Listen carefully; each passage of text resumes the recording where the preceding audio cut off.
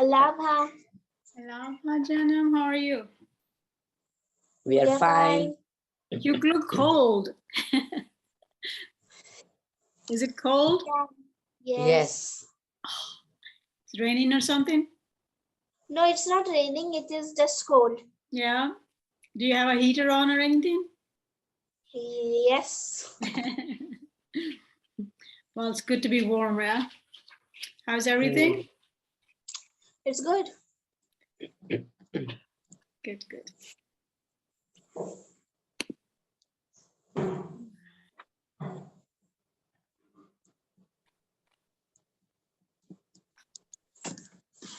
Allah. Hello, how are you guys? I'm good. How are you?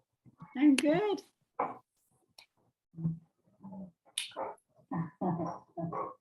Seems like somebody's been studying on the whiteboard, huh? Yes. They have maths on Monday, tomorrow. Yeah. Nice. Where's Iman? He's joined. Yeah. So how was the morning? It's good. Did you have breakfast already? I had Good. What did you have? What did you eat? just had one. It's called appam. It's called Stew. rice. It's called appam and stew. No parathas? I love parathas for breakfast. You guys should have parathas for breakfast. We have at times. I miss parathas.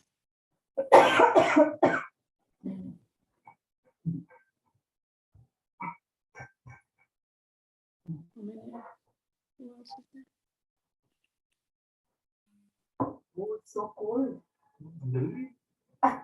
We have to put the fan here. And see, look at Iman and Sulaiman and Reshma. It's so cold. They're fully covered. Yeah, I was asking them, I was like, seems like really cold. Yeah. Well, the subcontinent built with cement buildings get really cold inside. Yeah. We don't, it's, since we're on the coastal, it's very hot. Yeah. I mean, you're pretty much Mediterranean weather, so Yeah. you guys shouldn't know what cold is. Oh, I will die in cold. Well, we have another newcomer that kind of missed it last time, and I mostly don't allow that, but we are making a little bit more flexible changes this time. So I thought, okay, they promised they read the previous paragraph, so let's hope. 1 minute left. Where is everybody?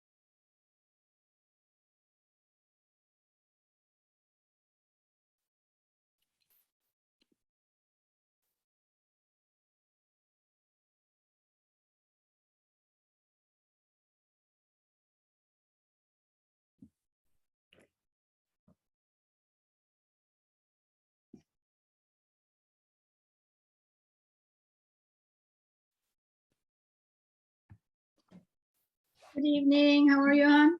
Good. How are you? Good, good. Good. All is well? Yes. Yes. Yeah. How's hubby? Did he miss you for 2 hours last week? I think so, a little bit. But he had other things to do too, I guess. He can join us if he wants to. Okay, I will let him know again. I'll let him know each week. We will try to be good friends. Okay. Good classmates, yeah? Yeah. We try not to bully people. Great. We're waiting for a couple of others. Where is everybody? Okay. Love her.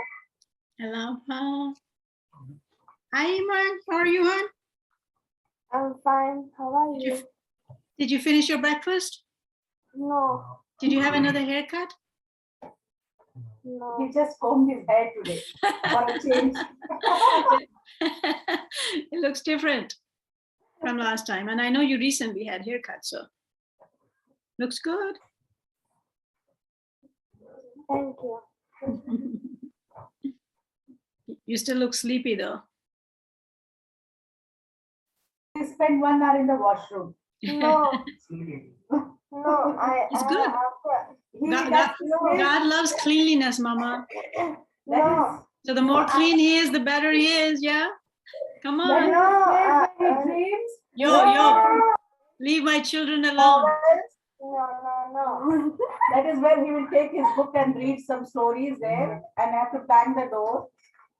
Mama, you know I'll be always on their side. You're just, I know, but what is wrong, you know.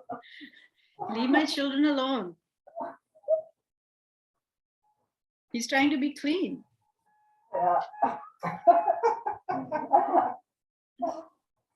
You know the story of when Shoghi Effendi was little, like 3.5 or 4 years old. He was bugging Abdul Baha, and Abdul Baha said, this is not the time for you. He said he wanted to write too. He said your time of writing will come, but right now he asked him to memorize Blessed Beauty's prayers and chant them so I can hear them and memorize them. So he memorized them, and he used to run around in the house and chant them at the top of his lungs. And this is, you are in the middle of Akka. The amount of persecutions the Baha'is had alone, kind of like, wow. So everybody got concerned, and all the elders, and especially his parents, were complaining, and they asked him to stop. And he said, no, but Abdul Baha asked me to chant it so I could hear it. So I'm chanting it out loud because he's not in this room. He's across the building, so he could hear it. So they finally came to Abdul Baha and asked him to stop him. And he said, leave little Shoghi alone. Yeah, but Abdul Baha saw something, the invisible thread they had that invisible thread between them. He saw something in Guardian. Where is Guardian and where is Iman? Every time you give that example, this gives for them a chance to see Guardian was like this. Every time they're like this, it feels So I will say the same thing to you, Shimin. Leave my Iman alone. Yeah, but this is Ghazala Jones. If Abdul Baha come and tell me, leave for him. Yeah, I will do that. Don't ask for that. I could ask him to show up in a dream, then you'll be like, then your hands would be tied. I'm like Ashraf's mother in this case. You're a good mommy. I love you. Somebody is having problems.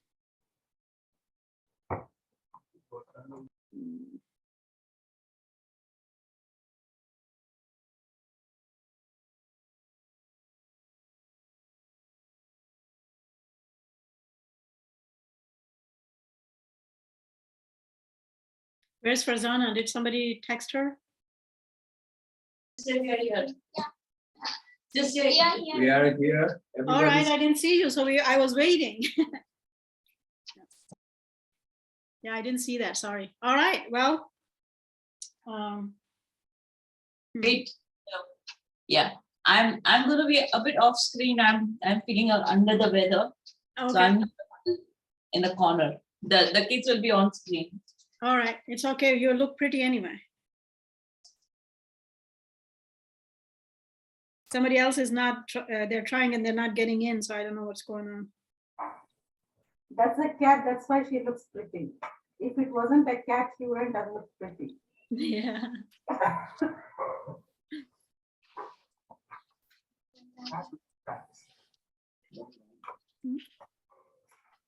No. Yeah, Daniel is on order to put her away if she becomes.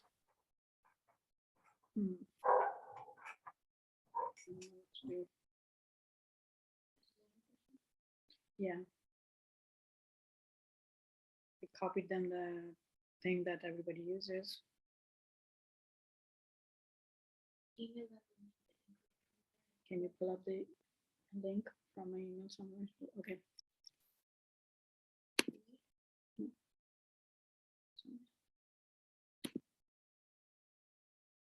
All right, guys.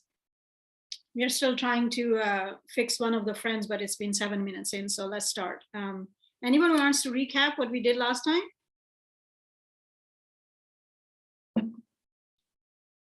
The Guardian was giving a bit of a background for what was happening during that era. This is a letter that was sent to initially to, of course, the American believers, but the Guardian has said that it pertains to everyone. In another place, he called it a general epistle to all. So take heart that it's same, right? Many of the letters or revelation itself was given in answer to somebody, but it was given to all humanity, right? So the tasks and qualities he's asking for here are required of all of us. Anything else anybody wants to share? He was telling us about how Germany, Iran, Haifa has gone down. Ishkabad was taken out. The Hitlerites in Germany and communist in Ishkabad, everything, all the major arms that were really stronghold of the faith were already taken down. Nothing was happening around there. Americans have already proven in teaching field tremendous success, and in spite of their poverty and smallness of number, they actually were erecting the temple that will become the first temple for all of us, by the way, right? So even though it's the mother temple of the West in essence, but it became the mother temple of all temples for all of us, because that's the first standing one, first of all, and then most of all, Abdul Baha put its foundation stone down. So that's now is a mother temple of the world, and they were erecting that. They were asked to finish it during this plan. What else? What else were we doing? We had opened up couple of dozen countries since the Guardian has taken charge. We have 12 NSAs already, I think, at this point. By the end of Crusades, there'll be 56. So the progress is amazing. As I think I was saying, that when we sit in our communities, regardless of how large your community is, like the city next to us where we live right now, our own is very small, but the bordering city next to us have like 350 or 400 Baha'is in the community, which is considered pretty large community as long as Baha'i communities are concerned. And yet when you see what's going on, it's like sometimes you lose heart. It's like, it seems like as if nothing is happening. But those of us who have seen the global scale stuff from sitting in Haifa, the picture is very different, yeah. So it really warms your heart. And then when you go through these historical pieces in writings, and you compare to what the numbers were called and where we were and where we are today, that itself too motivates you. Actually, it warms your heart that, you know, in spite of our own individual failings, the faith is consistently growing, yeah. Has anybody has a chance to see the new movie the new documentary that has come out, The Glimpses of Last 100 Years? You should watch it. I ended up crying watching it. It just reminded me a little bit of when I was used to sit in Secretariat in Haifa, and you will get to see what everybody was doing. And it was very different to how you saw when you were, even though Daniel and I move a lot, so you get a very different sort of picture actually of Baha'i communities and faith, because you get to see so many communities, so you don't go like, okay, it's just this. But even then, it's nothing compared to when we were, you know, when you were sitting in there. And when you're sitting in Secretariat, you get to see so much of what the globe is doing. And so don't ever lose heart. And whenever you do, pick up the Dawnbreakers and read it. It will get your swords up again, right? So it's quite a magnificent thing. So anyway, so Guardian is telling us both things: what is getting down, what is being demolished by other forces, and it seems like as if everything is bleak, but at the same time, how much progress was made, how many areas were. At the time of Abdul Baha, we only had 2 LSAs. They weren't even called LSAs yet. One was here in Chicago and the other in Tehran. That's it. We didn't have any administration at all. And for the building of any civilization, by the way, the administrative institutions are absolutely integral, right? So that's why the Guardian said, be cognizant of history, be cognizant of civilizations, of civics. We are not allowed to dabble in politics, but you should know where politics of the world are. And what institutions, somewhere here in a few pages, he will tell us, how did we come about? Why our institutions are the way they are? And what is it that created them, right? Because God is building consistently on the foundation that was given to us. And so how do we deal with ourselves in the previous dispensation? So therefore he says the study of Islam is very, very crucial, right? Because we will have to learn where they succeeded and where they failed. And when you see both of those things, it really teaches you the respect and love of what Baha'u'llah has brought in true sense. Because only then you know that, yes, wow, the humanity couldn't do this. Now he's giving you that, right? Or humanity has done this much, so much great, and now, wow, he's taking us to somewhere else. And it gives you a better understanding of your own faith. So he's giving us both of those aspects for how we are growing in spite of our challenges and what the challenges are. And the Guardian elsewhere has asked us that we should know all of this at all times, especially when it comes to the life of the faith, to where are our current affairs. So he's talking about current affairs of the time. And we are pretty much going through the same sort of dark times again right now. They're different, right? I mean, they're different challenges. We are not in the middle of a war now. Well, to some degree we are, for us Americans anyway, but we are not in that kind of First or Second World War, but we are going through tremendous amount of challenges. Societies are breaking down like they have never before. And keeping all of that in mind while we are reading that, it's so amazing. It seems like he's sitting here right now writing this. You know, it doesn't seem like it's 70 years old piece of work, right? And same for all of the writings, from Baha'u'llah to Abdul Baha to everything. It's like you read them and you look around and you see what's going on, and it seems like they're sitting here right now giving it to you. You know, they're not 100 years old. So that's that. Am I missing anything else as a recap to what was happening so far? All right.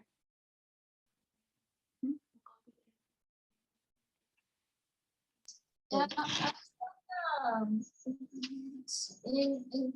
talking about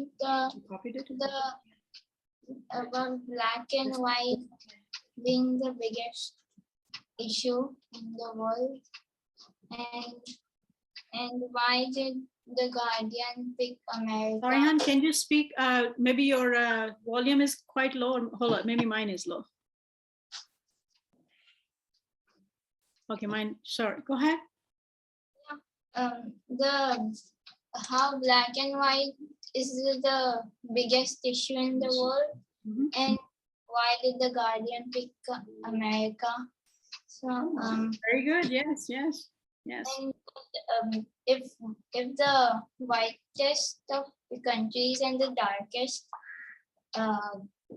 countries in the world become friends, then the whole issue becomes solved. Absolutely, right? I mean, you can see that in India, for example, if at the top a Brahman becomes friend with the untouchable, everything else in between then goes away, right? Because these are the two extreme elements in that culture where it's a class system, not color based, but on class based, unfortunately, and it's pretty nasty.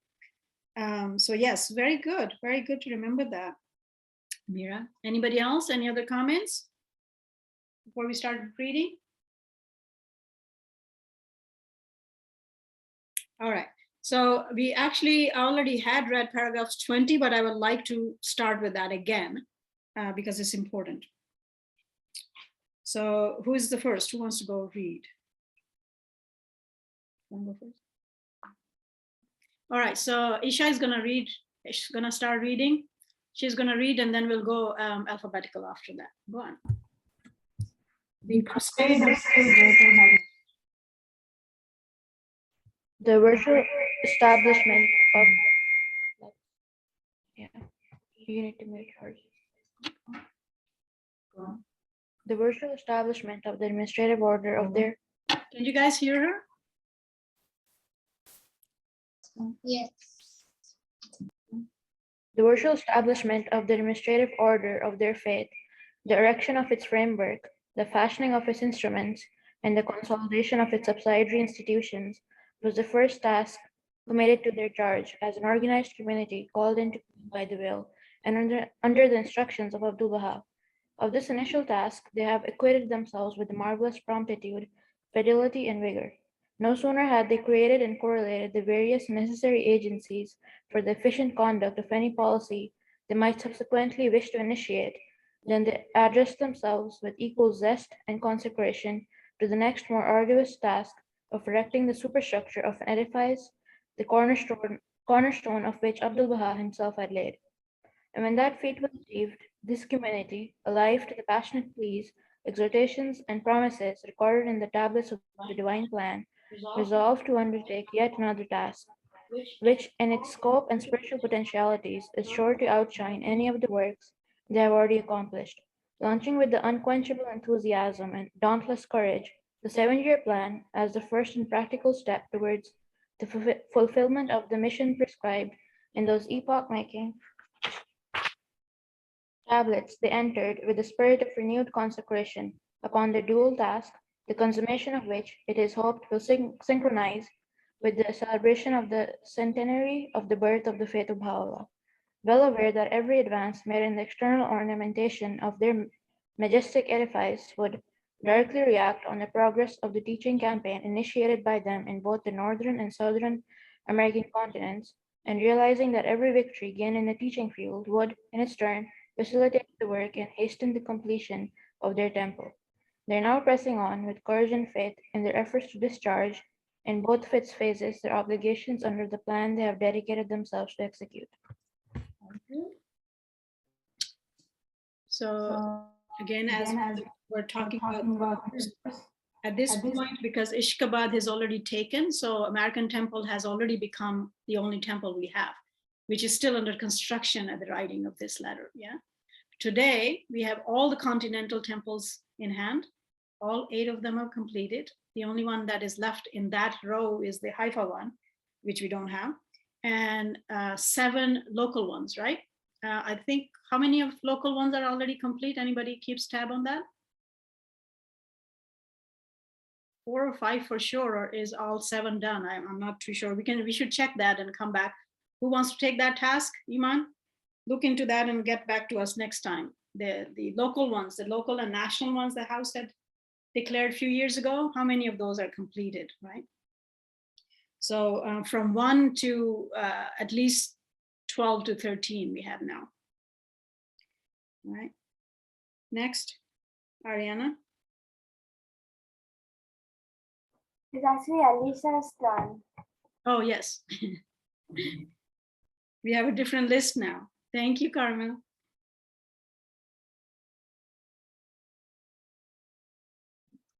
Let them not, however, imagine that the carrying out of the 7-year plan, coinciding as it does with the termination of the 1st century of the Baha'i era, signifies either the termination of or even an interruption in the work which the unerring hand of the Almighty is directing them to perform.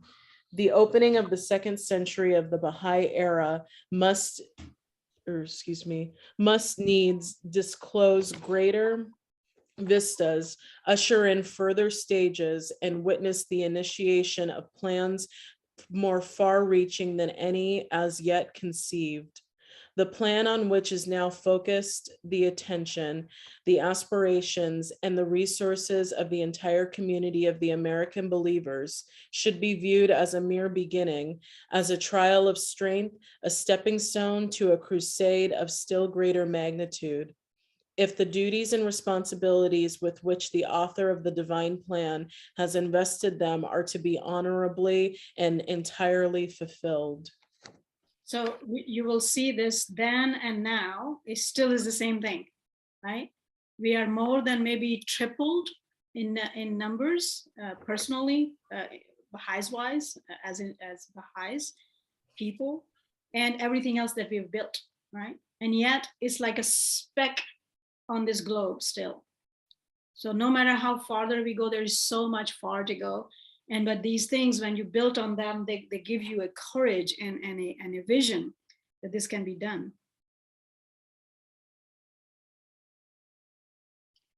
All right, so some of the mere beginning, a trial of strength. So the thing I was mentioning was these words were used in there too, that, you know, everything you do, from the hindsight, you say what we did good, what we did wrong, we move forward, do better. But until that commonwealth is achieved, that is the golden civilization, there are stepping stones. The Guardian will give us 5 to 7 different stages. We are on to 3rd or 4th only, right?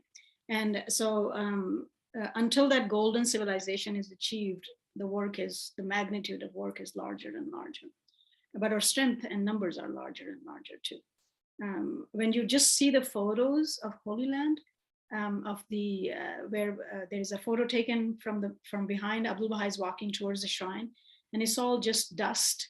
The little path of street is just little dust and a little bit greenery on the side and all that. And then you compare it side by side with how it looks today.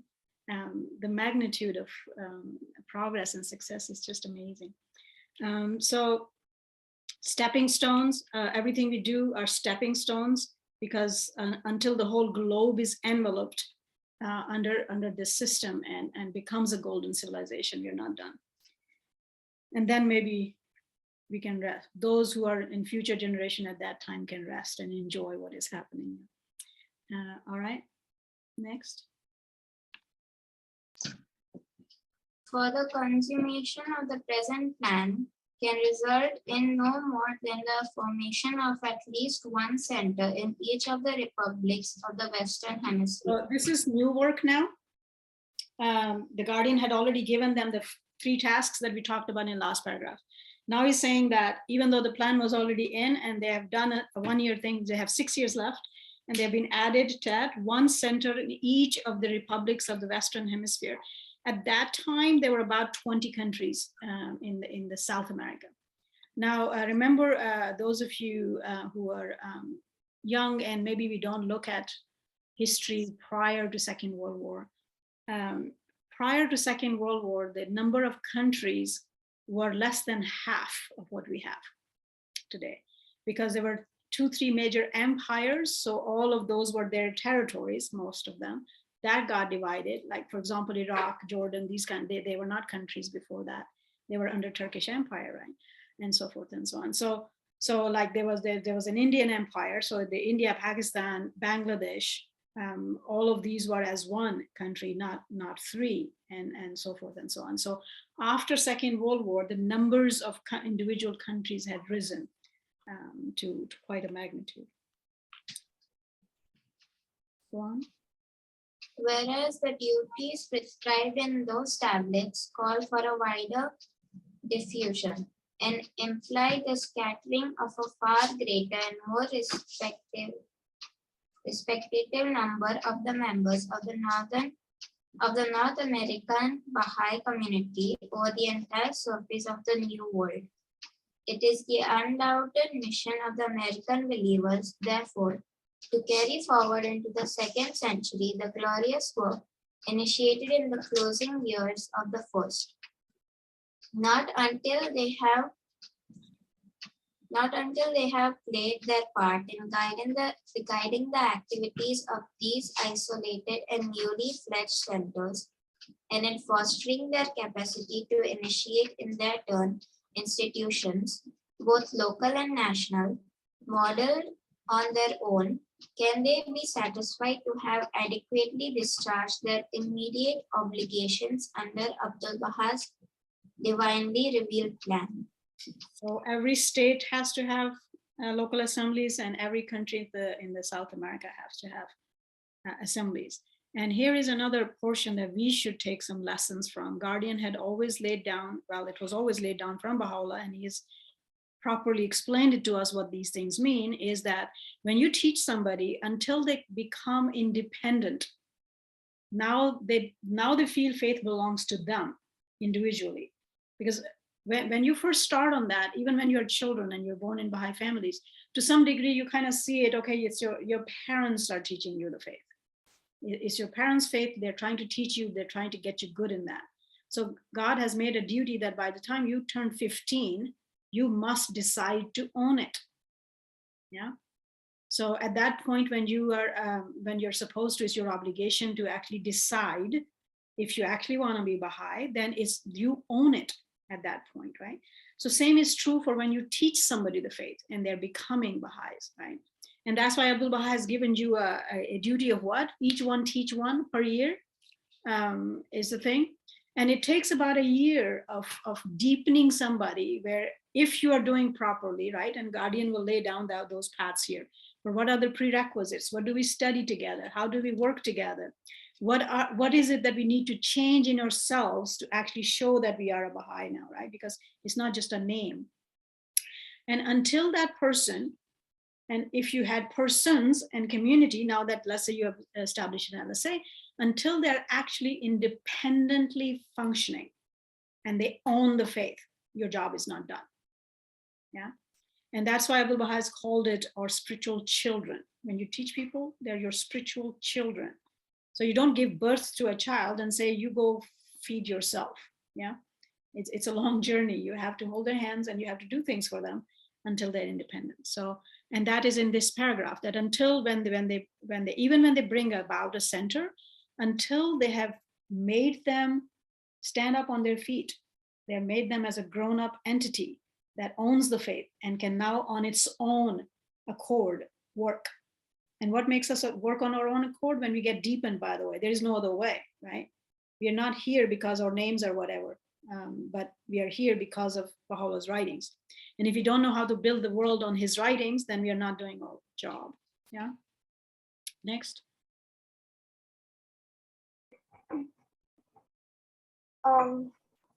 Nor should it for a moment be supposed that the completion of a task which aims at the multiplication of Baha'i centers and the provision of the assistance and guidance necessary for the establishment of the administrative order of the Baha'i faith in the countries of Latin America realizes in its entirety the scheme visualized for them by Abdul Baha. A perusal, however, perfunctory of those tablets embodying his plan will instantly reveal a scope for their activities that stretches far beyond the confines of the Western Hemisphere. With their inter-American tasks and responsibilities vastly discharged, their intercontinental missions entered upon its most glorious and decisive phase. The moment this divine message Abdul Baha himself has written is carried forward by the American believers from the shores of America and is propagated through the continents of Europe, of Asia, of Africa, and of Australasia, and as far as the islands of the Pacific. This community will find itself securely established upon the throne of an everlasting dominion. And it has. When you look at it from the secular side of the world, people didn't care much about America as a country, besides the Baha'i community, right? Just as a country. It's one of the top places, regardless of our problems, it is one of the top places in the world. And what Abdul Baha predicted has been achieved, actually. You know? Go on. So in this paragraph, the Guardian is saying that if you look at Tablet of Divine Plans, It's pretty obvious. You step by step, of course, you start at the beginning. And same thing for the teaching work too, by the way, right? The writings tell us to transform ourselves first. If you don't know how to be a Baha'i, then you don't have any right to teach anybody else how to be a Baha'i. Neither would they ever become that. Baha'u'llah has promised that. If you are not transformed, your words will have no effect. So then it's like wasted effort. And it takes less than a year to really get yourself. And how do we get transformed? We need to know how he wants us to live, right? It's pretty simple as that. So let's say you have established an LSA. What is the job of the LSA? The LSA's job is to take care of all the believers and all the peoples in that locality. Take care of what? Take care of them the way Baha'u'llah wants us to live. How would we know that without getting deeper into what he wants us to live? He wants me to love Iman and Carmel and all these people, but what does that love mean? Right? Does that mean that I drop a bag of rice on your door and I'm done loving you? But that's not what the faith teaches, right? That's not how our love works anymore. It's so much more elaborate and so much more deeper. If we don't know those principles and we have not trying to perfect them how to live with each other, then the LSA is waste of time. It's just a name. Yeah. So do we understand when he says that, okay, so you're establishing these things or you are becoming a Baha'i, then what does that mean? Right? So we can take a lifetime and slowly struggle like a snail, or we can follow the guardian's guidance, get to know what they want, and then actually the acting becomes much faster. Even then, still there's a lifetime of struggle, because every year you live, you learn, oh, maybe I didn't quite understand what that was. I need to live better, right? God has given us this whole lifetime to perfect that. So that will always be there. We will, but if you don't even know where we are going, then we are not quite on the road yet. Right? So it's very, very important. All right, cool. Next.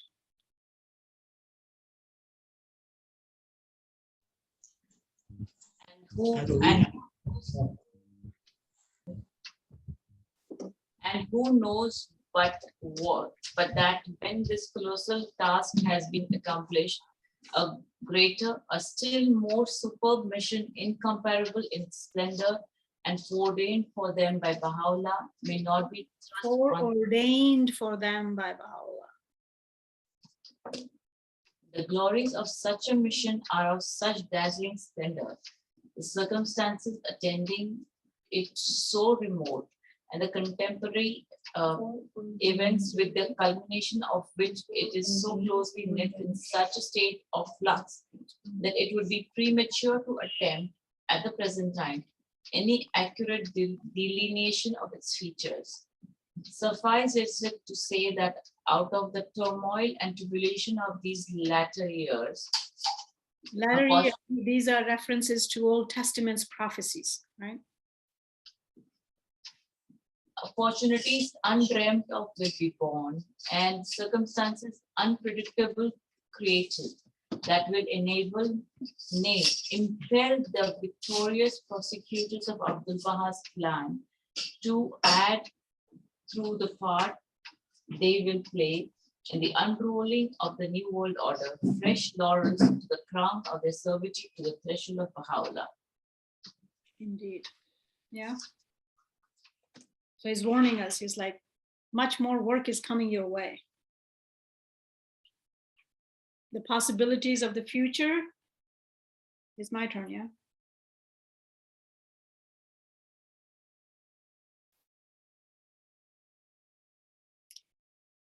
All right. The possibilities of the future, nor should any of the manifold opportunities of a totally different order be allowed to pass unnoticed, which the evolution of the faith itself, whether at its world center or in the North American continent, or even in the most outlying regions of the earth, must create, calling once again upon the American believers to play a part, no less conspicuous than the share they have previously had in their collective contributions to the propagation of the cause of Baha'u'llah. I can only for the moment cite at random certain of these opportunities which stand out preeminently in any attempt to survey the possibilities of the future. the election of the International House of Justice and its establishment in the Holy Land, the spiritual and administrative center of the Baha'i world, together with the formation of its auxiliary branches and subsidiary institutions, right? We already done that. The house is in place, yeah? The gradual erection of the various dependencies. You know how large that task was? Because the house was supposed to be elected globally. The Baha'is of the whole globe were supposed to be representative of that election. And got it done at the end of 10-year crusades. Yeah. Administrative center of the Baha'i world, together with the formation of its auxiliary branches and subsidiary institutions. You have the archives, you have the study of the text, you have the teaching center. Those are auxiliary institutions up there. The gradual erection of the various dependencies of the first Mashkul Askar of the West. We don't have these anymore. The Ishkabad temple had that. The temples have various agencies that are going to go hand in hand with them. Anybody knows the list? A school, a university, a dispensary, a hospital, an orphanage, an old people's home, etc., etc. Ishkabad had that. When they first built that temple, they had those. But the American temple had an old folks home, but I don't think it's functioning anymore at this point. But none of the temples have the dependencies yet. Mashkul Askar of the West, and the intricate issues involving the establishment of the extension of the structural basis of Baha'i community life. We are working on that for the last 30 some years, to how to have a Baha'i community life. The codification and promulgation of the ordinances of the Most Holy Book, done. Remember I told you whatever task from this that were given to us got done, put a done on it and put a pat on your shoulder.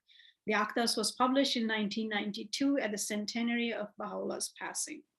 We have that for over 30 years now. Necessitating the formation in certain countries of the East of properly constituted and officially recognized courts of Baha'i law. The building of the third Mashkul Askar of the Baha'i world in the outskirts of the city of Tehran. We don't have Tehran yet, but when Tehran lands were confiscated, the Guardian moved that temple elsewhere. So now we have the continental temples. The Tehran wouldn't be called a continental temple anymore. To be followed by the rise of a similar house of worship in the Holy Land itself. This is the only temple that is not built yet. Yeah? And to my knowledge, we don't know yet when the house will decide to build it.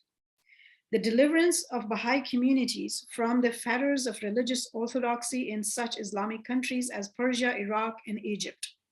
We go back and forth. We get a bit better and then they kill you again, and so forth and so on. So we have achieved these victories several times and then we got down again. So it's, and in all these three countries, we go back and forth. And the consequent recognition by the civil authorities in those states of the independent status and religious character of Baha'i national and local assemblies. The precautionary and defensive measures to be devised, coordinated, and carried out to counteract the full force of the inescapable attacks, which the organized efforts of ecclesiastical organizations of various denominations will progressively launch and relentlessly pursue. This is a prophecy. Much of it has always come true in the Muslim countries, but we haven't seen too much of it in the Western countries yet, but we are told it will come. When the reason you're not persecuted is because you're not really working, by the way, right? So whenever we work actually and become successful in teaching the faith, that's when the persecution comes. And the Guardian said we should actually look up and look forward to that, which means actually we are working, we are bringing success. That's when these people attack you. And last but not least, the multitudinous issues that must be faced, the obstacle that must be overcome, and the responsibilities that must be assumed to enable a sore-tried faith to pass through the successive stages of unmitigated. Here are the stages that we need to go through. There are 7. Please highlight or underline them.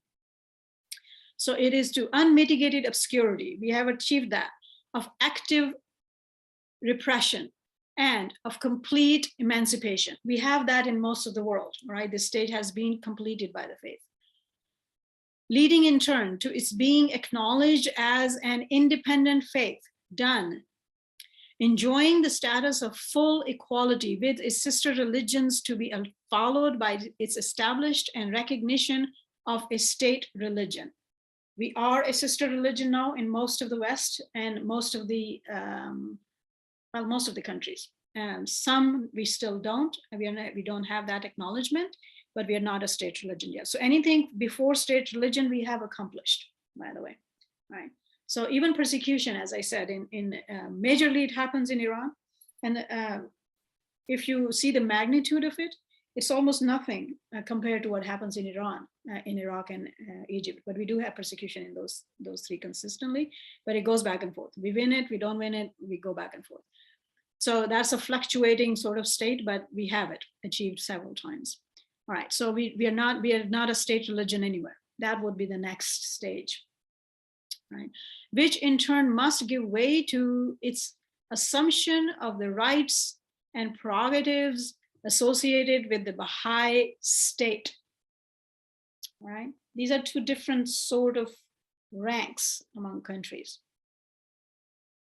Functioning in the plenitude of its powers, a stage which must ultimately culminate in the emergence of the worldwide Baha'i commonwealth, right? Animated wholly by the spirit and operating solely in direct conformity with the laws and principles of Baha'u'llah, right? And don't think that these are ideal dreams, by the way, right? So you have right now, majority of the world runs on British common law, by the way, yeah? Even all the countries that have their subsidiary laws, the basis of most of the secular law today in the world is British common law. British common law, in its essence, is built on the Christian common law, right? It took 2,000 years to come here, right? 1,800 years. It took 1,800 years to come to that end, but it got done. Even the Muslim countries are using secular law, which is British based, yeah? So you see how things are turning and how things come about. And the next stage is for Baha'u'llah's law to be permeated on the globe. This does not mean that every person would be Baha'i, neither does it mean that every country would be Muslim. Make sense? I mean, every country would be Baha'i. Make sense?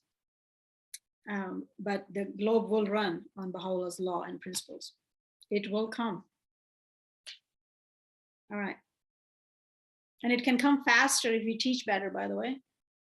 If we know how to live better, first of all, Baha'u'llah's writings, and we teach better, it can come. Baha'u'llah said if we did our jobs, it would have come in the Bab's own life, in Baha'u'llah's own lifetime. You know? So take heart to this, that it's in a large sense, it is in our hands how fast we want to progress. Next. Didi, yes. In this one point, I want to add about this dependencies you said for the temple. Yeah, dependencies. Temple in India, we have one dependency called as Education Center, which has started 3 years before the Very COVID. Good. Very good, very good. But in the long run, it needs to be a university, by the way. But it's good that they have started somewhere, yeah. So the Guardian said the temples will have universities with them, and the Baha'i schools that we had, like the Bosch and Green Acres, and you have Panchagani and some other in India as well, right? New Era and stuff. That these in the future would become Baha'i universities, and hopefully we are working towards that sooner or later. But right now, I mean, I don't see that, but it will come that way. Very good. But Ishkabad is the only one that had 4 or 5 dependencies. They built them right away, actually. They did build it the way the whole temple was supposed to be. But I mean, it was taken, unfortunately. And these dependencies, these LSAs, these institutions, administration Baha'is are building is not for Baha'is only. We must see that. In the writings, our job is to care for humanity. And LSA's job is to take care of its whole locality. It's just that we are so small and immature yet that we don't really do it. But according to the Apdas, our job is every human being that is in your family is supposed to be taken care of.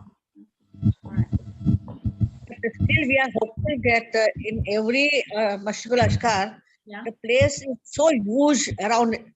So in future, if we all will work hard, it will be coming many things. What we are Yes. Yes.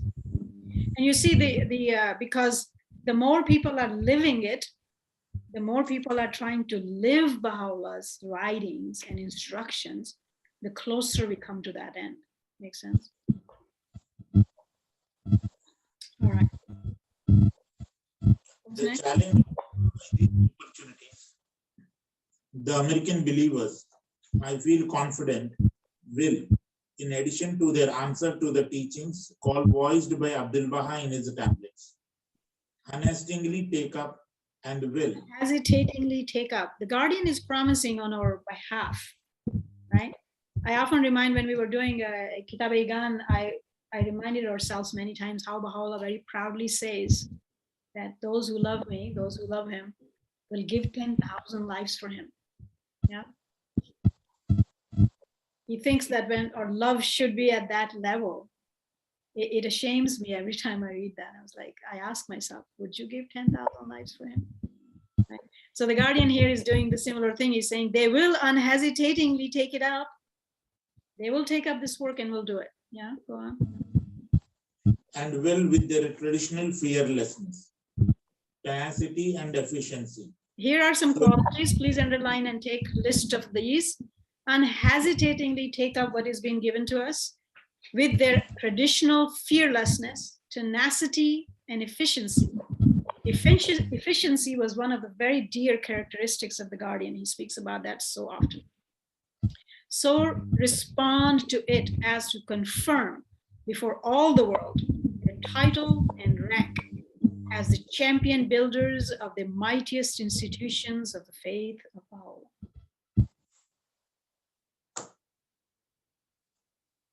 Harry, go read the next one because it was such a small paragraph and I read half of it. So if you want to read, pick up the next one. Dearly beloved friends, though the task be long and arduous, which the all-bountiful bestower has chosen to confer upon you, is of such preciousness that neither tongue nor pen be fittingly appraised. Though the goal towards which you are now so strenuously striving to be distant and as yet undisclosed to men's eyes, yet its promise lies firmly embedded in the authoritative and unalterable utterance of Baha'u'llah. Authoritative and unalterable utterance of Baha'u'llah. The writings of Baha'u'llah are the final thing. You cannot go wishy-washy, change your own roads. I mean, you can, but you have to get out of the faith. If you want to be a Baha'i, we must follow what Baha'u'llah wants. Though the course he has traced for you seems at times lost in the threatening shadows with which a stricken humanity is now enveloped, yet the unfailing light he has caused to shine continually upon you is of such brightness that no earthly dusk can ever eclipse it. Though small in numbers and circumscribed as yet in your experiences, powers, and resources, yet the force which energizes your mission is limitless in its range and incalculable in its potential. Though the enemies which every acceleration in the progress of your mission Must raise up, be fierce. It's a promise. You will be persecuted when you're successful. All right? So don't hide from it, really. There is no other way. There hasn't ever been in the world, in any faith that was taught, in every chapter, they got succeeded out of persecutions. Why that, by the way? It's a very simple matter. because people are attached. They want their children to follow their footsteps. So you taught somebody the faith, their son or brother or daughter you brought into the faith, they hate you, right? You took 5 people out of a church, the priest hates you. It's a simple reason of those persecutions. It's integral part of that change, right? Go on. Numerous and unrelenting, yet the invisible hosts, which, if you persevere, it's not a blank promise that you will have it, right? Christ said the same thing. Yes, you will go to heaven on my name, but only if you follow my commandments. We actually forgot that second part. They all claim you'll go to heaven, but nobody wants to follow the commandments, right? This condition was always there by God. Yes, there are promises, but you only would be given them if you actually persevere to follow what has been given, right? Persevere, must, as promised. rush forth to your aid will, in the end, enable you to vanish their hopes and annihilate their forces through the ultimate blessings that must crown the consumption of your mission Consummation of your mission. And the divine promises given you firm and irrevocable, yet the measure of the goodly reward, which every one of you is to reap, must depend, again, a condition, must depend on the extent to which your daily exertions, please take note of this, right? And I will give witness to that this is not something you can say, oh, well, I worked for a month and then, I kind of got lost for 10 months and I'll pick it up again for 2 weeks and then I got lost another for 2 years or whatever. It doesn't work, right? It doesn't work. Every one of you is to reap, must depends on the extent to which your daily exertions will have contributed to the expansion of their mission and the hastening of its triumph. Expansion and consolidation, that the higher institutions of the faith have been consistently urging us, which is every one of our duty. Yeah. So expansion is when you teach somebody, you successfully teach somebody, they become a Baha'i. Then deepening them is your second job, next step. One without the other doesn't work. Yeah. So it all depends on what we do with that. Next. Dearly beloved friends, great as is my love and admiration for you, convinced as I am of the paramount share which you can and will undoubtedly have in both the continental and international spheres of future Baha'i activity and service. I feel it nevertheless incumbent upon me to utter at this juncture a word of warning. Highlight that in orange, maybe. A word of warning. The glowing tributes so repeatedly and deservedly paid to the capacity, the spirit, the conduct, and the high rank of the American believers, both individually and as an organic community, must, under no circumstances, be confounded with the characteristics and nature of the people from which God has raised them up. A sharp distinction between that community and that people must be made and resolutely and fearlessly upheld. If we wish to give due recognition to the transmuting power of the faith of Baha'u'llah, its impact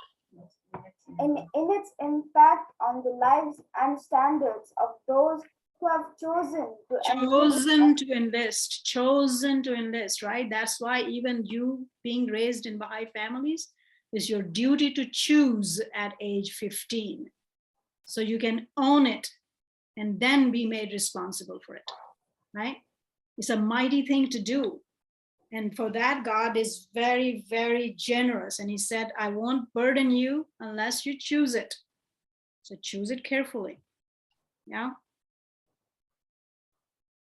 Chosen to enlist under his banner. Otherwise, the supreme and distinguishing function of his revelation, which is none other than the calling into being of a new race of men, will remain wholly unrecognized and completely obscured. Yeah. So what does that mean? If I'm Indian and I only look like Indian 24/7, then I haven't really done my job. Yeah. If I'm an American and I'm just like any other American 24/7, I haven't done Baha'u'llah's work. We must be distinguished, right? So that's why Abdul Baha says, if you enter a city, people should look at you and know you are a Baha'i. That's how strong your character needs to be, according to the writings. Yeah. That your whole being gives witness to it, that this is who I am. And that's why the courage is asked for, by the way, because it's really difficult to be different from the rest of your country, right? In India and Pakistan and stuff, you go build a little room, every little administrative place asks for bribery. No, you're not allowed as a Baha'i. You can't do it. Guess what? If you stand up on that one principle, every office will know you. No, they will know. And if you stand firm on it, guess what? Your next few projects, they will stop asking because they will know you won't do it. And yet, certain amount of push and persecution will happen, but it has effect. And the world needs to get rid of these things. And if we can't do it, who will do it? I don't know. Yeah. So we are not taking pride in our cultures and what our countries are, even though we are from these places, but we have been called out. We have chosen to take this path, which is of truthfulness and trustworthiness, right? Trustworthiness and truthfulness, a foundation of every human virtue. We must stand out in our cultures. We must adhere to our laws, which make us different. Yeah. So in US, recently especially, the most difficult thing is to be neutral on political sphere, because our country has become so divided and political. Everyone has an opinion or 10, and you're asked not to participate at all. And that doesn't mean that we're stupid or we don't know. And it doesn't mean we're pacifist either, but we don't take sides, because taking sides disunites people. And our core element of our faith is unity. How do you achieve that? These are muddy waters. How do you get your boat out of it during these days? Yeah. And by the way, if you really pay attention to it, the easiest thing is to be divided. The easiest thing is to have opinions, divided opinions, because it's easy to yell out whatever you want. But to have the restraint to keep your mouth shut is very difficult. So the outside world actually laughs at you, thinking that, oh, maybe you're a coward, maybe you're this or that, that's why you don't want to engage. I was like, you try that for 2 days. You try that for 2 days. Because not yelling out my opinion does not mean that I don't have one, by the way. We all have them. It boils our blood when things go wrong, according to whichever way we feel. But we have been given a guidance to drive through these very, very hard roads so we can actually come to the other end and be united with humanity and not be at each other's throats because we hate each other and each other's ideas. Yeah. It's difficult. It's very, very difficult to keep your mouth shut, especially in a country where you have freedom to say whatever you want. Yeah. You can literally say whatever you want. You can stand in the street and curse and swear at your neighbors and they can't touch you. We have freedoms and we are asked to hold it. To hold it. It's difficult. So pay attention to those things that have been called for us. To why? What is it that it achieves? And in other countries and other cultures, there are other things that are more difficult. We all have difficulties. So when you are walking through a Brahmin community, go pick up a Shudra and have dinner with them. Yeah, that's what the difficulty is over there. All right, next.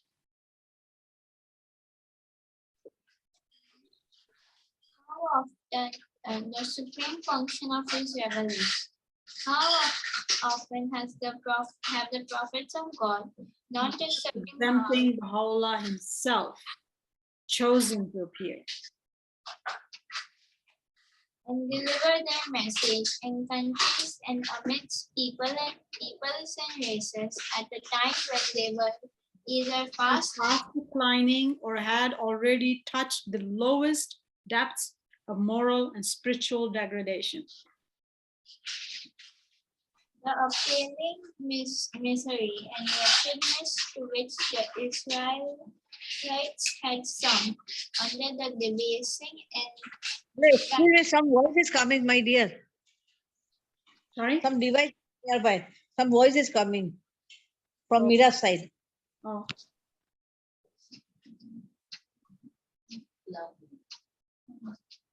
and tyrannical rule of the pharaohs in the days preceding the exodus from Egypt under the leadership of Moses. The decline that had set in the religious, the spiritual, the cultural, and the moral life of the Jewish people at the time of the appearance of Jesus Christ, the barbarous cruelty, the gross idolatry and immorality, which had for so long been the most distressing features of the tribes of Arabia, and brought such shame upon them when Muhammad arose to proclaim his message in their midst. the indescribable state of decadence with its attendant corruption, confusion, intolerance, and oppression in both the civil and religious life of Persia, so graphically portrayed by the pen of a considerable number of scholars, diplomats, and travelers at the hour of the revelation of Baha'u'llah, all demonstrate this basic and inescapable fact. What is that fact? To contend that the innate worthiness, pay attention to this, both Persians and Americans especially, and everybody else included. To contend that the innate worthiness, the high moral standard, the political aptitude, and social attainments of any race or nation is the reason for the appearance in its midst of any of these divine luminaries would be an absolute perversion of historical facts, and would amount to a complete repudiation of the undoubted interpretation placed upon them so clearly and emphatically by both Baha'u'llah and Abdullah. Baha'u'llah said, the prophets of God come to the darkest of places in the world. The darkest of places in the world. And when you read the history, it's very obvious what is happening. So if Persian believers think that Baba and Baha'u'llah came to them because they were inherently superior, is falsehood. But if Americans think that these tasks and these ranks have been given to them because they're inherently superior, is a falsehood. Because our needs are dire, that's why God has chosen these two ends of the world to become spiritual. Yeah. And elsewhere, as the Guardian has written and Baha'u'llah has written, that by this, Baha'u'llah said, God proves his power. Because he picks up the most corrupt in a sense and turns them into heroes because of his guidance that we take and we change our lives. And therefore, the power of the word of God is implemented and proven to the world. Yeah.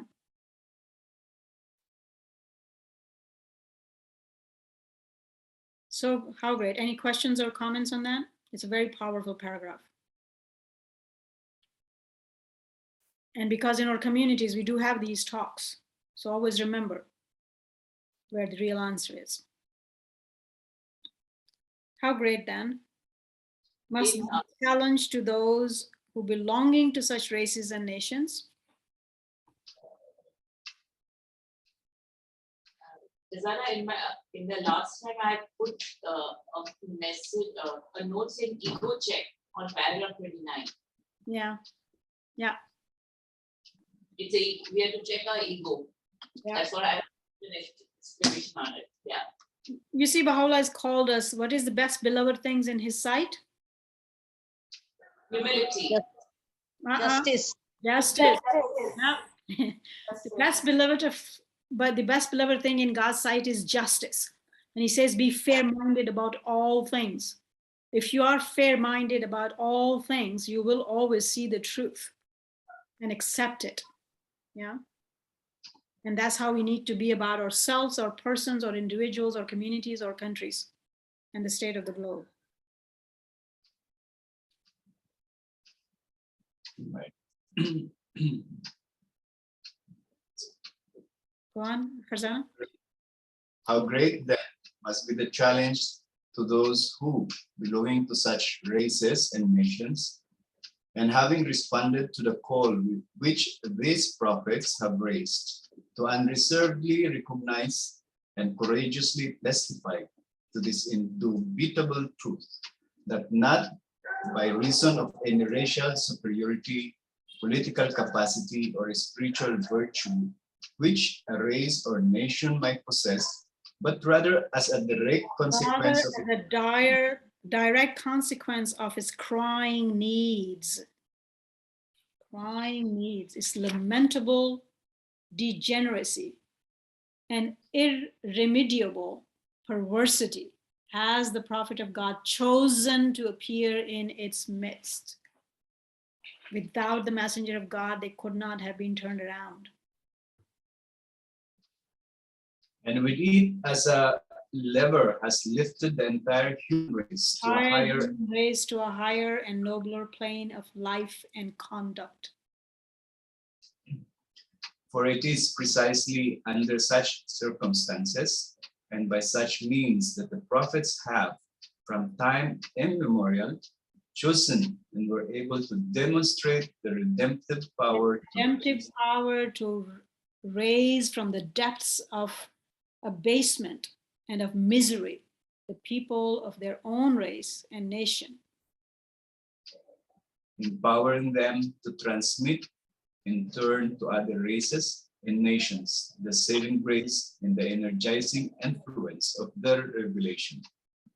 And somebody else has written about it very nicely, so that even though you see, let's say, the majority of the world in numbers wise, because we are about 7 billion today, and more than 2.34 billion people are Christians, which is the largest minority among the humans. The second largest community is Muslims, and so forth and so on we go. You see lots of charitable things, hospitals, schools, philanthropic works, charities done by Baha'u'llah himself has written that nobody has done as much expenditure in these things as Christians have. And yet the faith and the world did not change because of these. These became as a result of them changing first. Make sense? Actually, I'm speaking of Philippines in the local level because it's a Christian country. Yeah. There's a degeneracy. Earlier in our childhood, we have like a Bible study or children's class in our schools. Yeah. But now it's gone. And so there is some kind of a downgrading of this, the world is ending, right? So right. But what I mean is that the Christianity did not spread through these means. It spread through the word of God, and then we built those means. So because we are small in numbers and stuff, Baha'is often lose sight as if we need more things or more materials, resources to build something. No, we need spiritual and ethical resources to build the world. It's the transformation of human characters that prophets do. They don't bring money and palaces to anyone, by the way, never have. Actually, whatever they had was stolen from them too. Yeah. It's the word alone, just the word alone. The word of God alone transforms human character. And once that character is transformed, everything of beneficial is built. To such a degree that Abdu'l-Baha says that it actually is required that way. You must become spiritual and ethical first, and then build material. Because when you have material first, it's pretty scary. And we are noticing that in the world everywhere. Yeah, next. It's a note on that. It's a very good what you have said with regards to our institutions and as individuals as we progress. You know, it's really very good to emphasize that. Yeah. Because we get trapped into the material, yearning to have more of this, of that, so that we can teach the faith, or we can show to the world that this is the faith of Baha'u'llah, but actually it's not. I will tell you quickly my own story. I had never, we lived pretty nicely, and we've gone up and down several times. That's an integral part of life. I have become homeless 3 times in my short life alone. And who knows what's next.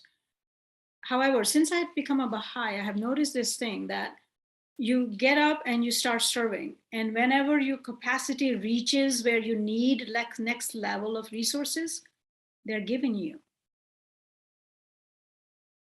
They're given you unasked.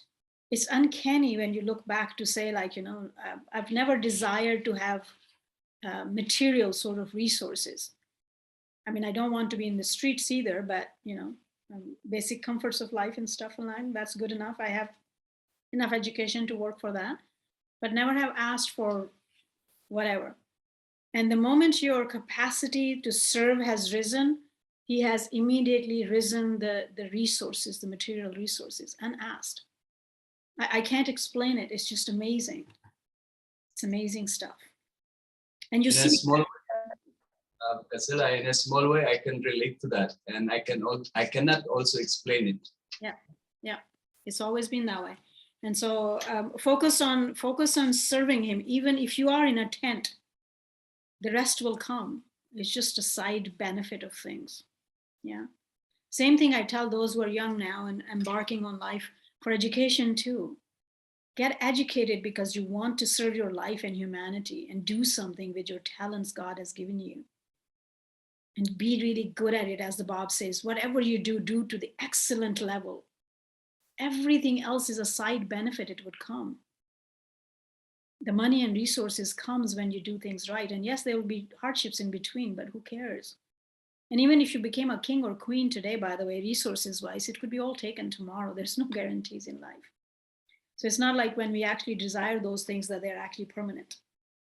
So, but my love of him in my heart and my desire to, my longing to serve him is what I can do, I can make permanent. And everything else falls in place. I have seen it that way so far. All right, who's next? Myself. Go on.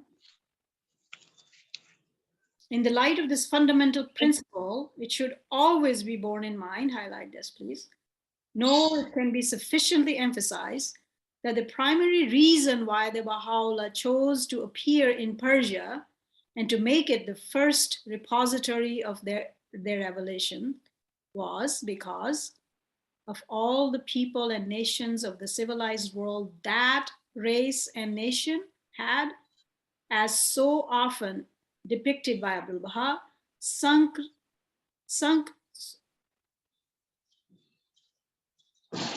My paragraph got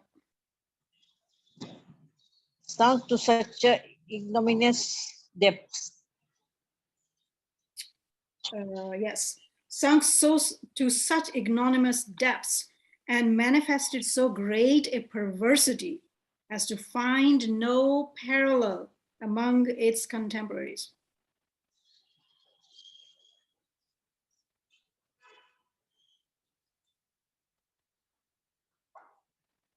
For no more convincing proof could be adduced demonstrating the regenerating spirit animating the revelations proclaimed by the Bab and Baha'u'llah, then their power to transform what can be truly regarded as one of the most backward, the most The cowardly, most backward, the most cowardly and perverse of peoples into a into race of heroes fit to effect in turn a similar revolution in the life of mankind.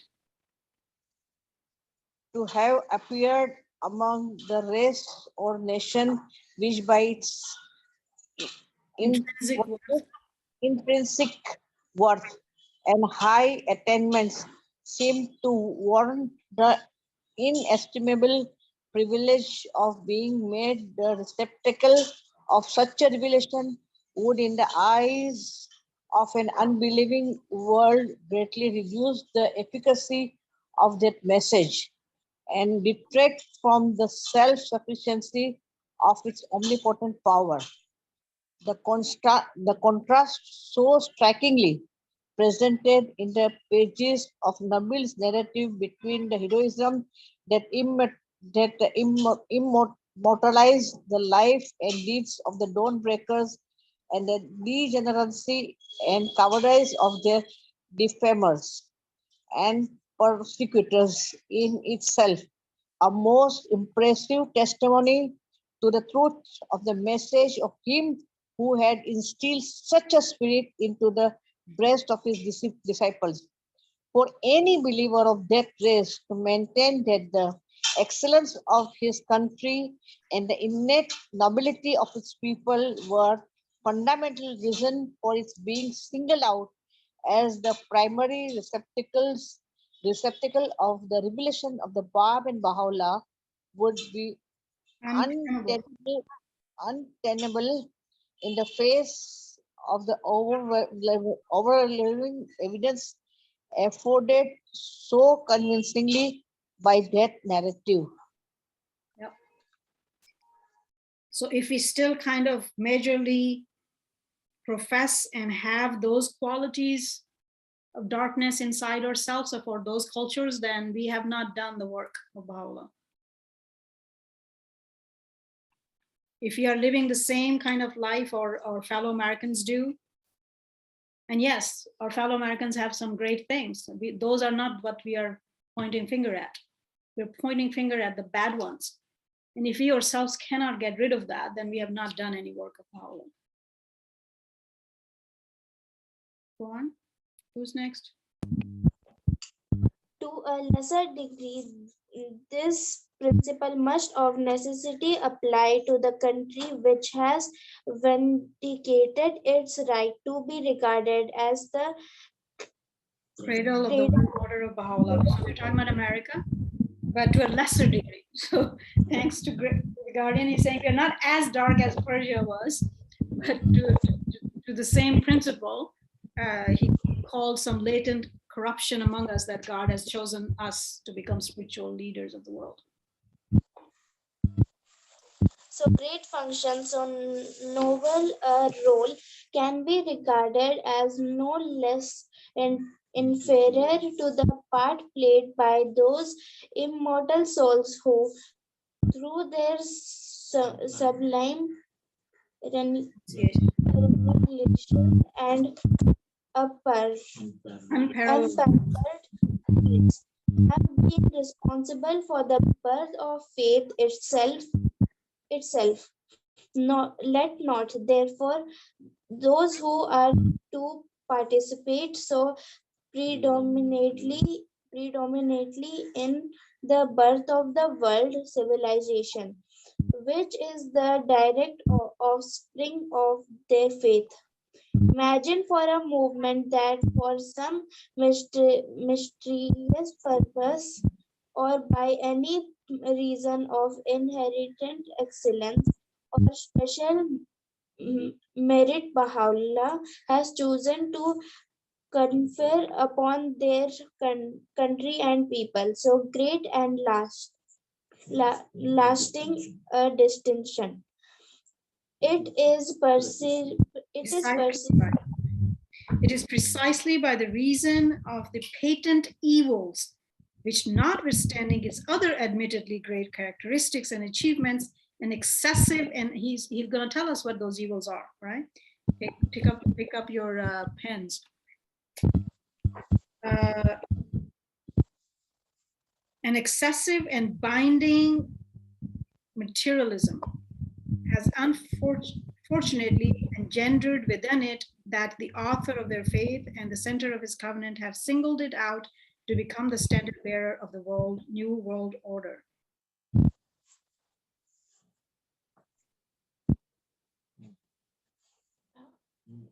Envisaged in their writings.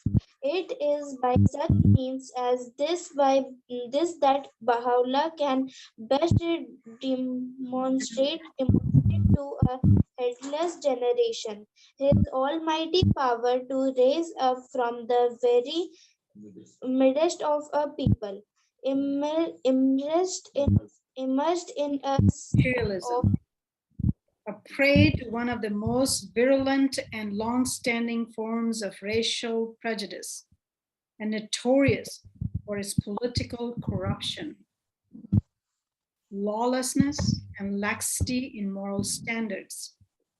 Men and women who, as time goes by, will increasingly exemplify those essential virtues of self-renunciation, of moral rectitude, of chastity, of indiscriminating fellowship, of holy discipline, and of spiritual insight that will fit them for the prepondering share they will have in calling into being the world order and that world civilization of which their country, no less than the entire human race, stands in desperate need.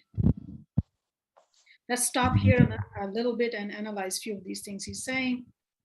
First of all, I've noticed often, maybe you guys are all on the top of your game, but I've often noticed that when people say materialism, they don't really understand what materialism is, right? Materialism is not that you have 5 shirts and 10 skirts. That's,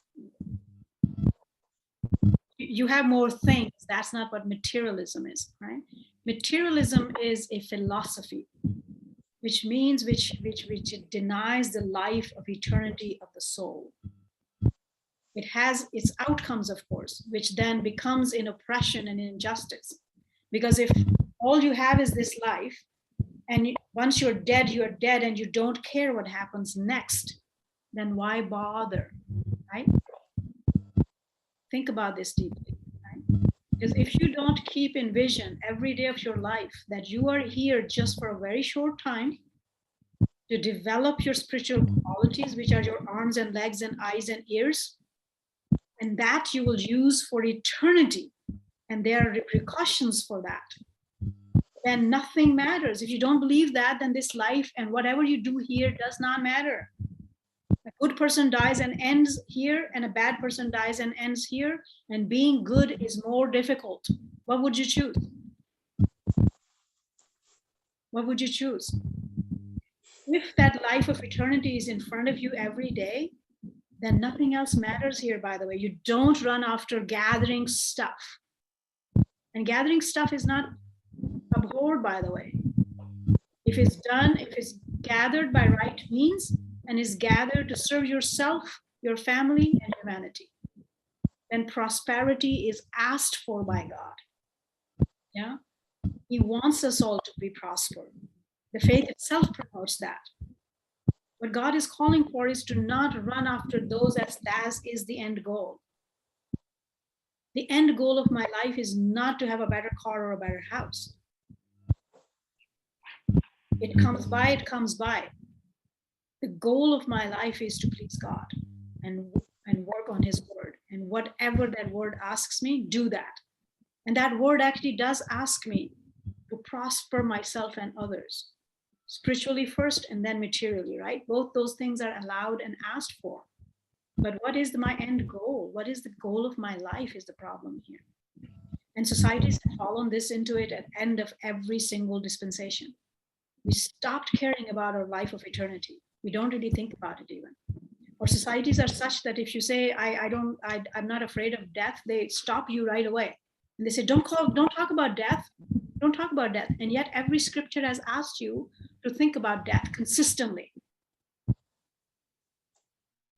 to keep death in the forefront of your head all the time. Why? Because you don't know if you're here the next moment. And your life of your soul, which is for eternity, depends on what you're doing here. If you could just understand that, our life and our life goals would be very different. That's what materialism is, by the way. That this material world is it. Who cares about what happens next?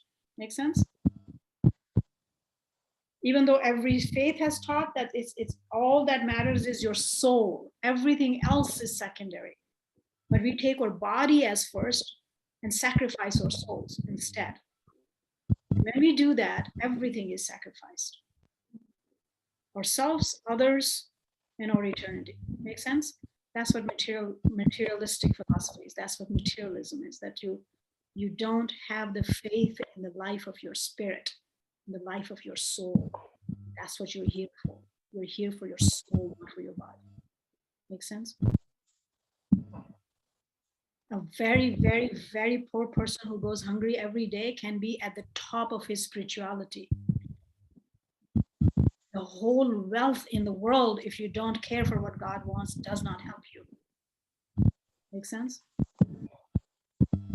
So the spiritual needs of our souls are different, and we don't pay attention to that. That's what materialism is. Okay. All right. And then what other things he was talking about?